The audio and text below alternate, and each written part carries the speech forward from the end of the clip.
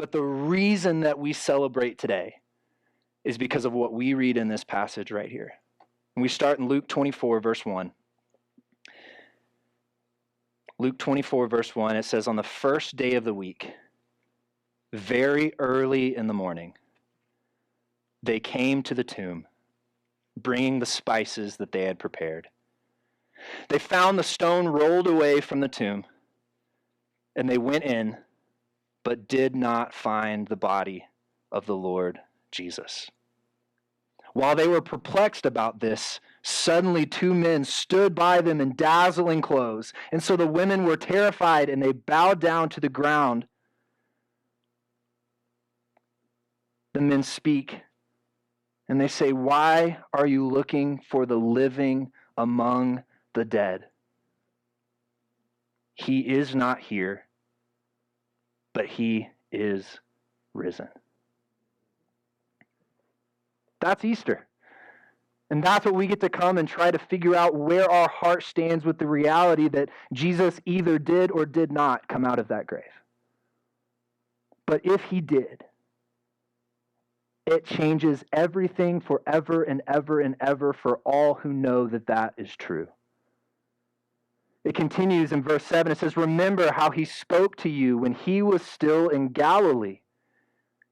Jesus himself saying, it is necessary that the Son of Man be betrayed into the hands of sinful men, be crucified, and risen on the third day. And they remembered his words. I love this part, particularly because of the remembering. And I think about all the times in my life where I was supposed to have known something, remembered something, and forgot it. And like on your way to the thing, you remember that you forgot the thing, and that like overwhelming sense of, oh no. Like what's so funny about this is that Jesus had flat out told them on multiple occasions, here's what's going to happen. I'm not going to come in with sword and shield and conquer Rome like you think I am. In fact, I am going to climb onto a cross to sacrifice myself for you because I love you, and I'm going to die and then be raised again to permanently and forever defeat death and sin. That's what he had proclaimed. He had told them, but they just didn't get it. And so even in this moment, they're not going to the grave to like, it's the third day, Jesus is going to be out of there. We're going to be able to celebrate and move on with our life with him. What they're going to do is honor a dead person. They're bringing spices to help cover up the stench of a decaying body. They're not going in hope that they're going to see Jesus resurrected, even though that's what he said. They're going with the expectation to see him still in the ground. But when they get there, this miraculous thing happens, and these men, these angels show up and begin to speak on behalf of Jesus, saying, he is not here, he has risen. And in that moment, the light bulb comes on. And for the first time in several days, I believe there is a flicker of hope for the women standing before the grave, where they once believed everything was dead and gone and over. Now just this flicker of hope. We keep going in verse 9. It says, returning from the tomb, they reported all of these things to the 11 who were all and to all the rest. So they went back to the 11 disciples. They go back to all the people gathered, kind of mourning and remembering that this is still a holiday season. And so they're all together with family and friends and just mourning the loss of their loved friend Jesus. So they go back and they report everything that had happened just the way that it happened. Mary Magdalene, Joanna, Mary the mother of James, and the other women with them were telling the apostles these things that they had seen. But these words seemed like nonsense to them, and they did not believe the women. Now, this is awesome, because of anyone in the whole world that would believe that Jesus might have resurrected from the dead, who would be the people most likely to believe him?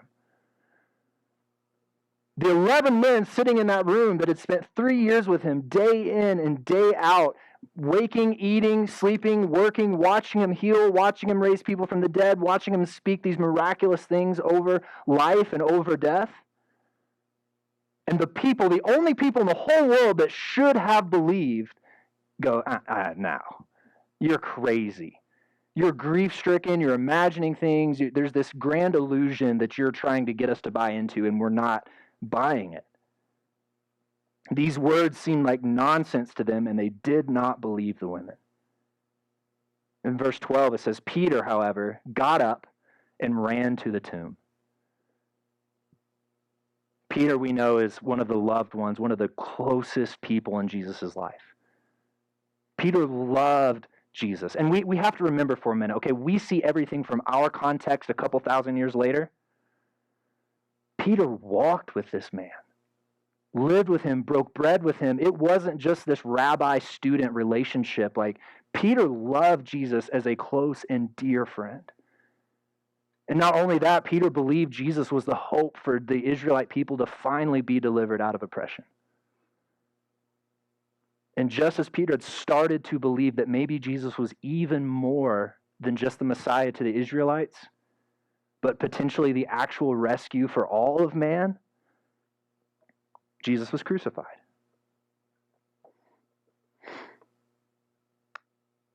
When Peter ran to the tomb, we see in verse 12, it says, when he stooped to look in, he saw only linen cloths.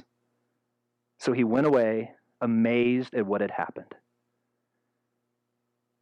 Peter did not go looking for Jesus resurrected. Peter went looking for a body.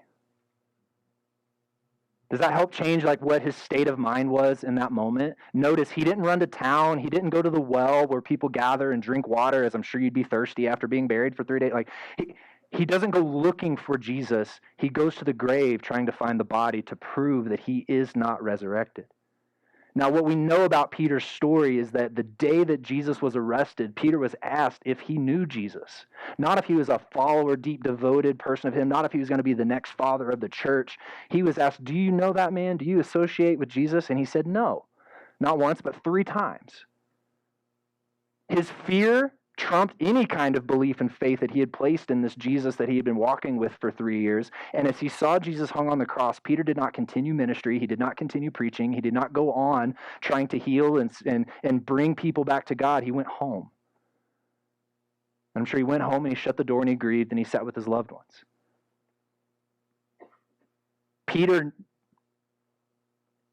Jesus in the grave means Peter never becomes the Peter we read about today. If he had found that body there in the grave, if he had found dead Jesus, Peter never comes back from where he was before that morning. Never forget that all that Jesus taught, all that he did, all that he stood for, dies with him if he never left the grave. Only after Peter experienced Christ resurrected did he truly give his life to following him. The teachings were not enough. The miracles were not enough. Peter watched Jesus take shriveled hands and make them whole. He watched him bring dead people to life. None of that was enough for Peter. It was only experiencing in the days to follow after the resurrection, Jesus in presence with him. Seeing him as God, not just as a good man, not just as a good teacher, but seeing him resurrected is the only reason we get the Peter that we know today.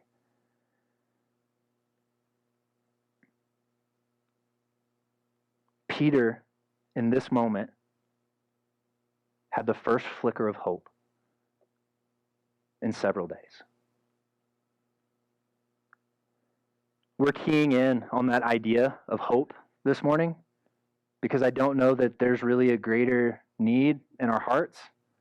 Like we can categorize that or subcategorize that in a bunch of different areas of like money or stability or relationship or all of these other things. But I think if we really just summarized it all, it's that we're looking for some kind of hope.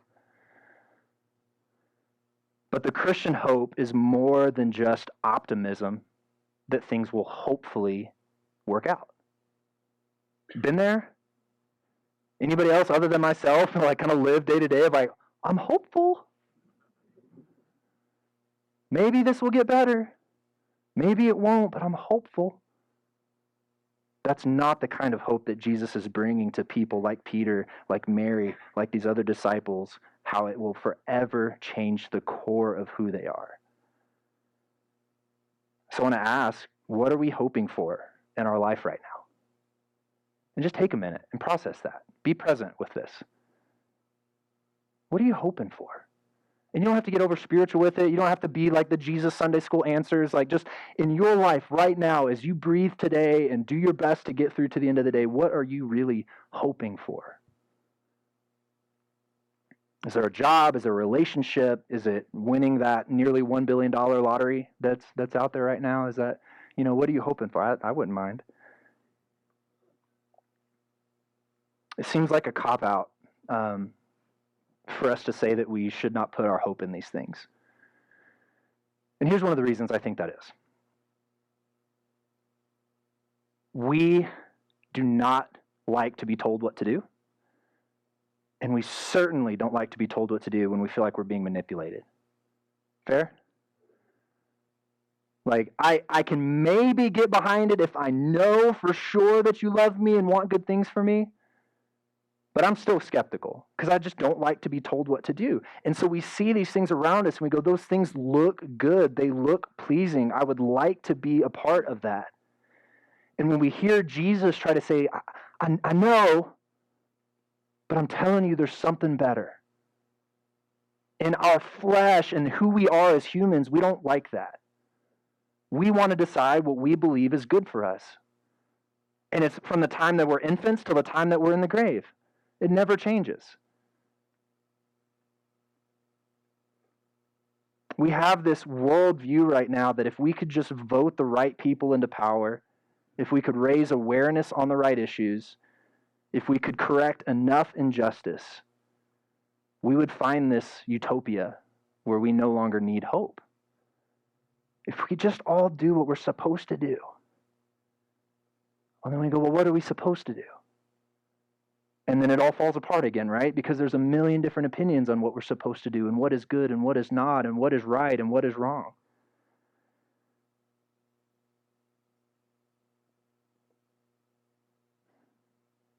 Think of all the areas in your life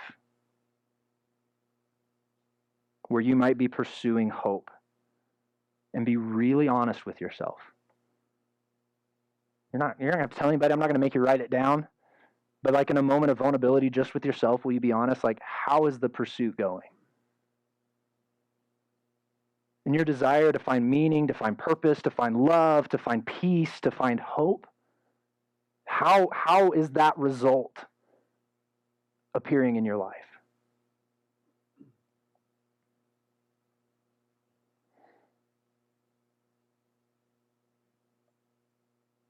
Is it working? Or do you feel like you keep going back to a tap that keeps running out before you're done drinking? Jesus' way is simply not the way of the world. It's just not. It's not. All those things in our flesh that we feel like are going to answer it for us, when it's in opposition to the things that he is trying to tell us are true and good for us, they're just not the same. And so we can go, no, thank you. I'm going to keep pursuing the things that I'm pursuing because I can't agree with you because I just disagree. But at some point, I think we have to come to a place of going, how is that working out in my life? His hope does not come from the things of this world. And I think kind of in the last PSA that we see about this morning before we jump into some more scripture is that it's not about how Jesus' way compares to other ways. It's not even really about that because we like to make our pros and minuses, columns. And like, this is the good things about Christianity, and these are the things that I don't like about Christianity, and here's the things I like about other things, and here's the thing I don't like about other things. And I'll just kind of merge all these things together, and then I'll make something that works for me. And I've just never seen it work. It continues to create a conflict and a tension and a restlessness as we try to pursue something that we can find real hope in. There are other choices, but it's realizing that Jesus' way is the only true source of complete, unadulterated hope. There are other choices, but in my experience, those things do not lead me to hope. And trust me, I don't say that as if you know me, if you've known me for very long, I don't say that as this super holy, like awesome Christian that's never messed up in life. I've made terrible decisions. I have hurt people. I have hurt myself. I have chosen sin willingly, actively against God because I believed that what it would bring me in my life would be so much more peaceful in that moment than anything that he could offer. I chose unhealthy relationships. I chose unhealthy actions. I did things that I'm just truly, genuinely, deeply beyond not proud of. And every time that I would try to find some sense of meaning in those things, it would run up empty. And I have no other better way to explain it of like, I grew up in Arkansas where it's 1,000 degrees and 1,000% humidity all the time. And like it snows for a minute and then the whole world just melts again. And like you shower and you get out and you're immediately wet again.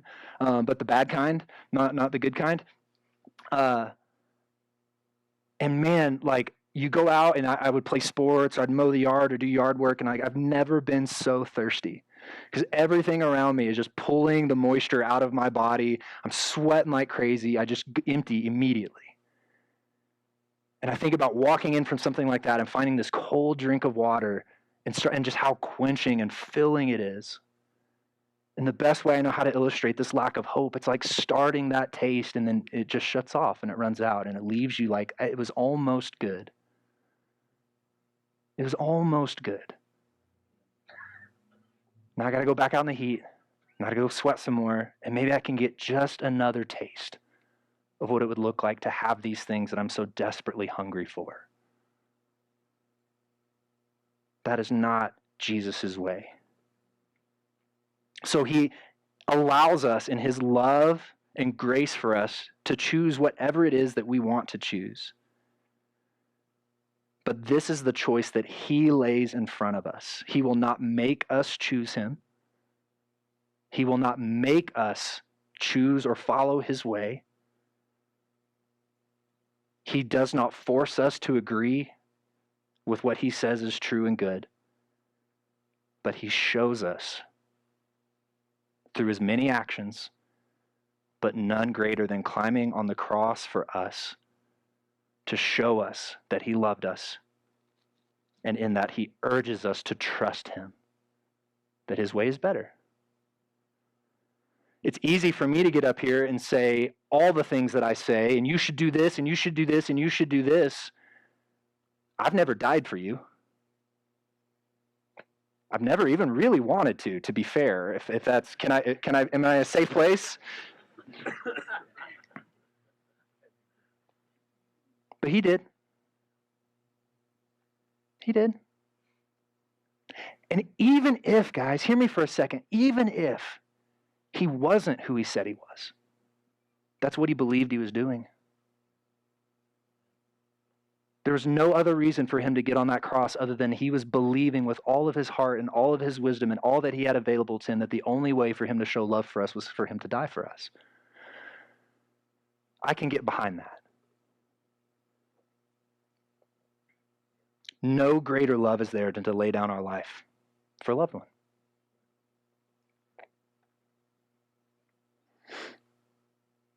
Hope is not here in the world. We have to trust him. There's a better way. I really debated on sharing this morning, but I was talking with Hannah about it last night, and we've just had the conviction to, like, if we're going to talk about real things, let's talk about real things. Fair? I've been, I don't know. We talk about this a lot at Anchor Point. If you've been around here, like, I've been around a lot of church for a long time, and I've left with just kind of like, that was nice. And I'm kind of tired of doing it.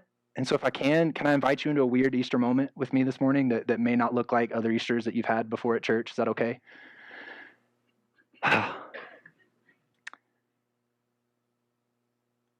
This has been probably the hardest week of hope that Brandon and Hannah have ever had to live through. And so it's so weird for me to come into this place and talk about hoping fully, because it's something that every morning right now we wake up and struggle with.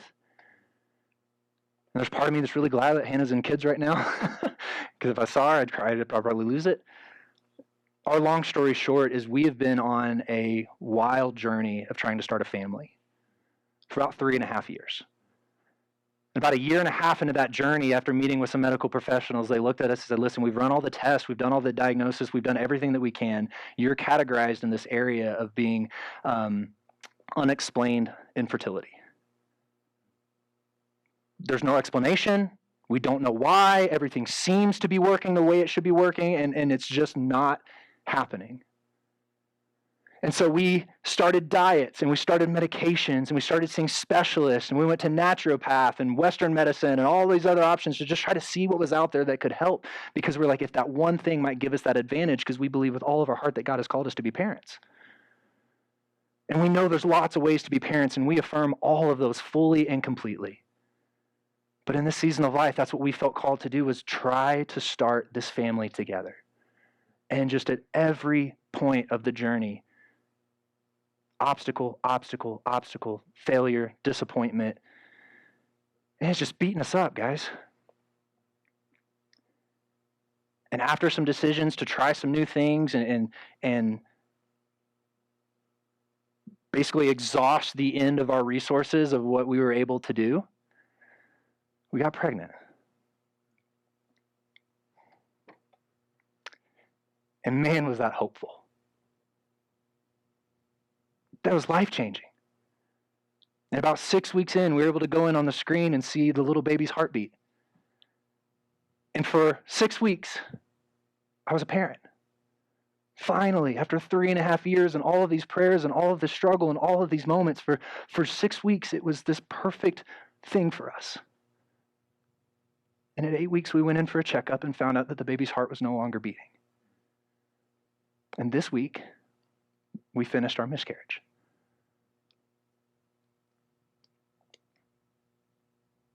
And it's been really hard to hope, because I felt like we were there. We were so close.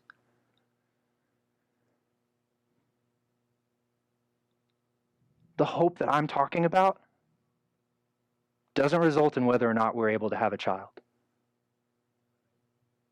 In fact, it doesn't even result in the goodness of our marriage.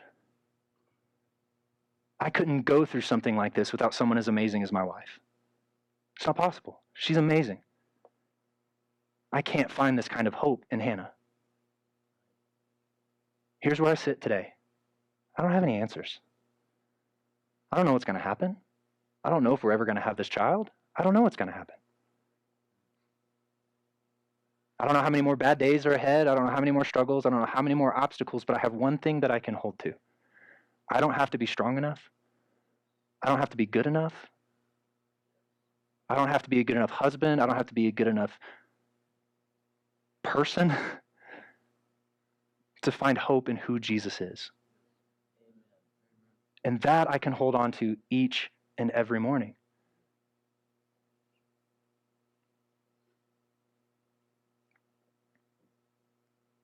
That's the difference between being hopeful and hoping fully. I'm hopeful. In my best flesh, in my humanness, I'm hopeful. Maybe this time, maybe this month. Where I can be full of hope is that He loves me regardless. And that even on the days where I wake up angry and I question Him, He still loves me. And He's patient with me. And He's not offended by my questions, because He's the God who loved me enough to climb on a cross and die for me so that I could struggle with this with Him. Let me be clear with this too. He doesn't want this. This is not His plan for His people. That's why He got on the cross. That's why He did it in the first place. Because He knew that this kind of stuff would happen and would continue to happen unless there was an answer. And He answered. And He answered in Jesus, and He answered in the resurrection, and He answered with Him continuing to fight for us day in and day out, moment by moment, into eternity, to remind God of His perfect love for us. Not because we're great, not because we know it all, not because we're these super awesome Christians, just because we put our trust to say, I don't know, here's what I know. What I'm doing isn't working. I'm going to trust that He's got it. And I'm going to trust that what he has is better. Even in this week, there has been hope for Brandon and Hannah. And that's all that I know to tell you. I can never promise another bad thing won't happen. I can't. The Bible doesn't say that. I can promise he will always be faithful and good. And in those moments where I'm broken, he's listening, and I feel it. And he doesn't always answer the way that I want him to. He doesn't always answer in the timeline that I want him to. But it's enough for me to know that he's there, because there's nothing else in this world that will be. I want to jump back in the story a little bit, and I want to go back to one more situation of hope that we see on the cross. And that's the thief. As Jesus was crucified, hung in the center, as we're told in the story, as being the greatest offender of the three, there's a thief on his right and a thief on his left, and the thief on the right begins to mock him and says, "If you are who you say you are, save us. Rescue us. Stop this madness. Make it be like I think it should be." And the thief on the other side rebukes the first. He says, "Don't you know who this is? I don't deserve rescue. I don't deserve for anything to be better." How many moments of hope had that thief had in his life before he ended up on that cross? How many good things had he done? How many people had he loved? And in one bad thing arrested for, I don't know how many bad things he did, but that ultimate thing that he chose to do that put him on that cross ended his hope. There is no checks and balances on the cross. There was no good he could have done. In that moment, there he is, hung on the cross. What was his understanding of Jesus? What was his opinion of Jesus? Did he agree with all of Jesus' theological teachings? Had he even heard all of Jesus' teachings? Had he heard any of his teachings?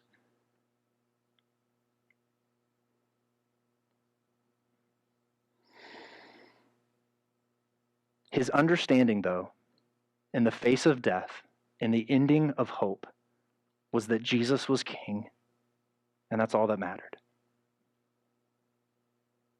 And that is all that Jesus needed from him. There was no theological Q&A. There was no Sunday school attendance chart. There was no, we'll quote 5 memory verses and then we can move on, or when was the last time that you sinned? There was none of that.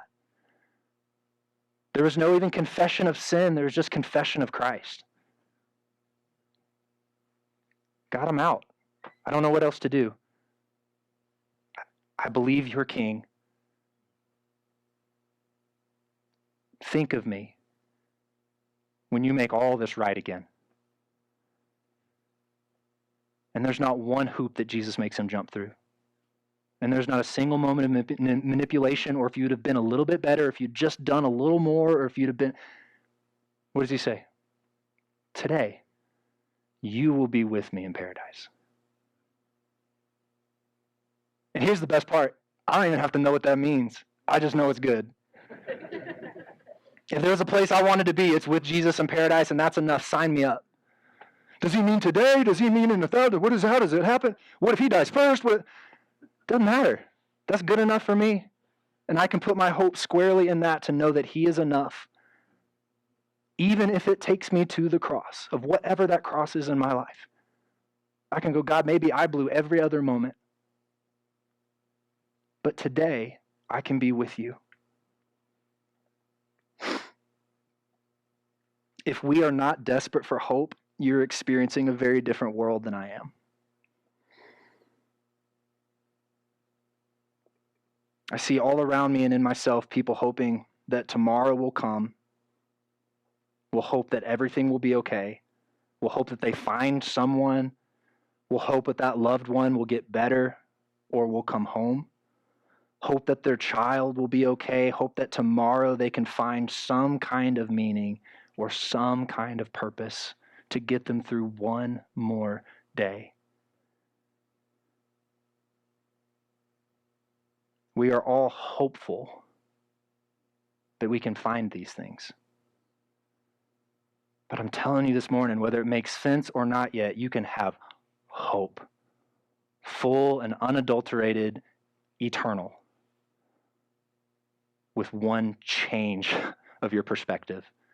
And that's that he is king and he is good. And I don't have to be. I just have to trust that he is.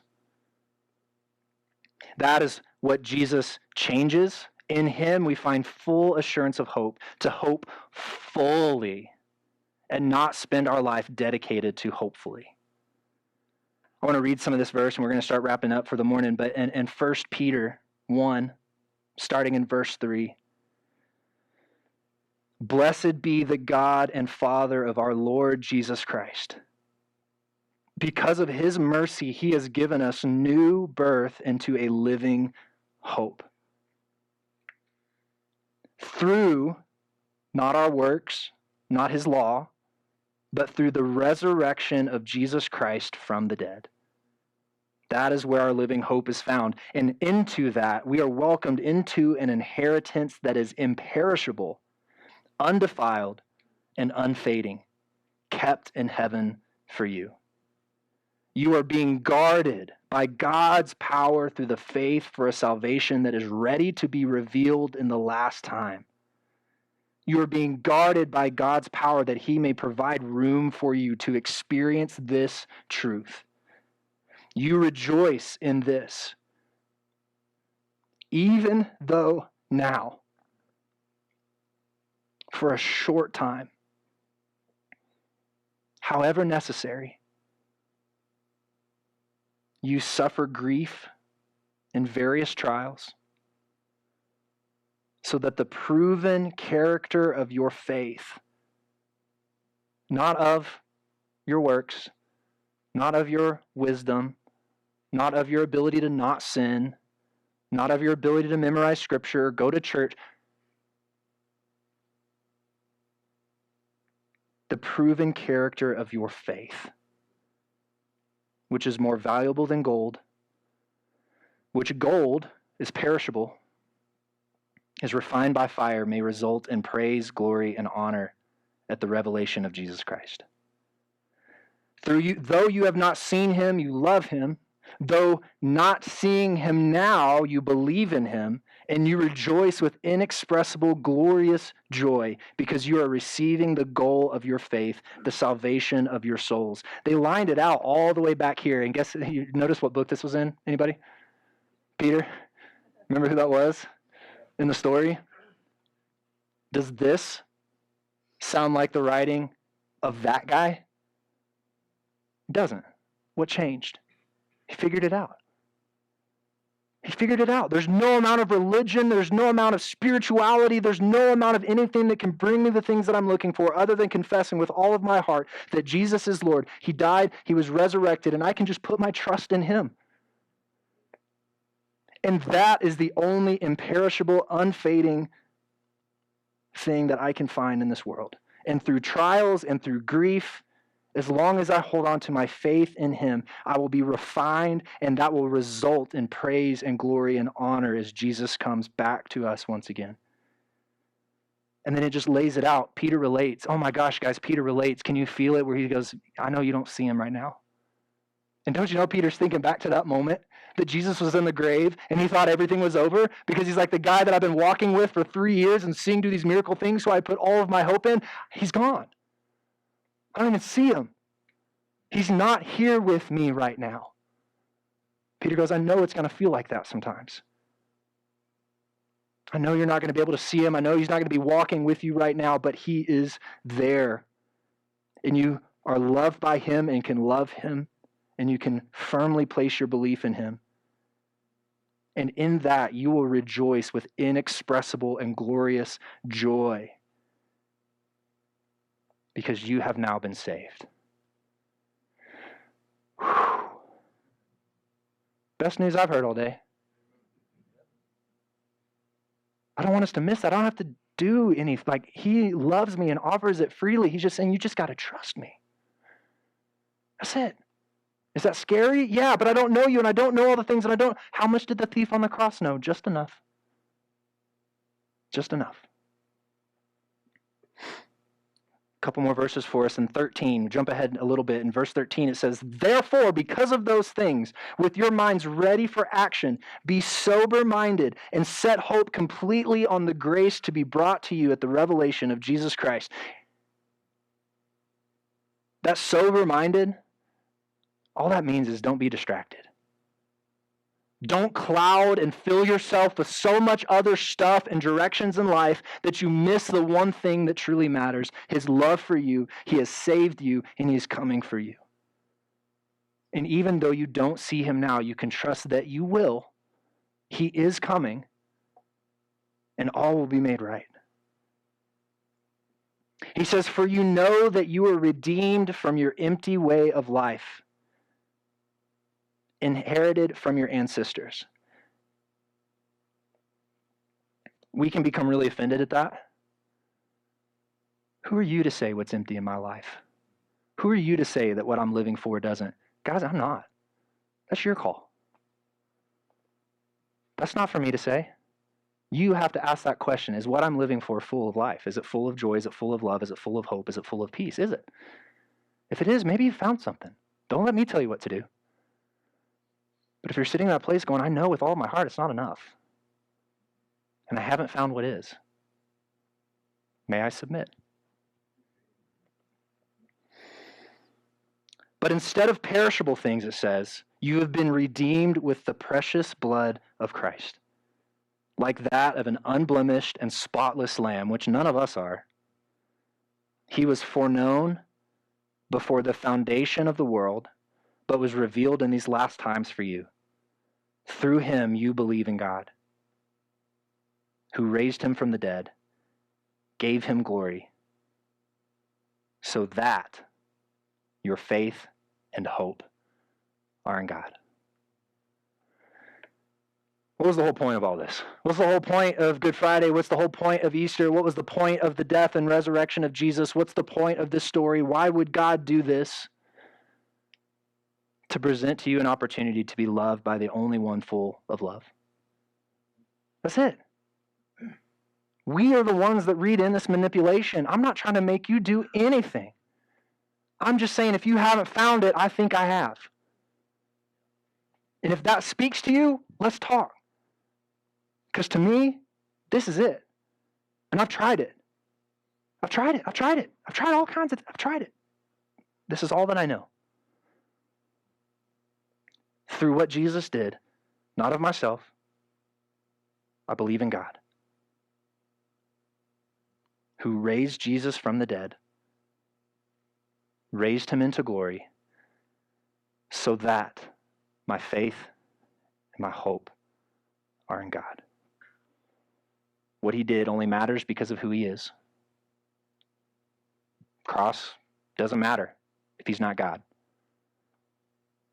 If he is, imagine what that means for you.